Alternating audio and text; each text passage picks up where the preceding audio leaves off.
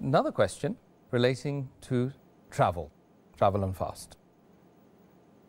What's the minimum distance of travel during which are exempted from fasting?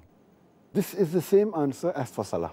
What is the distance considered for a traveler so that he can do qasar in his Salah, shorten his Salah? It's the same for fasting. Though the difference of opinion, but the majority of the scholars, they say it is 16 farsakh. Each farsakh is for 3 miles. So it is more than 48 miles if a person travels. Or if a person travels more than 80 kilometers, he is considered as a traveler.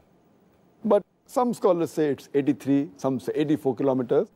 So to be on the safe side, more than 80 kilometers, more than 84 kilometers, a person is considered as a traveler. But the basic thing is, he should not be in his own hometown. There are some cities which are very large, and the distance from one end of the city to the other end can be more than 84 kilometers.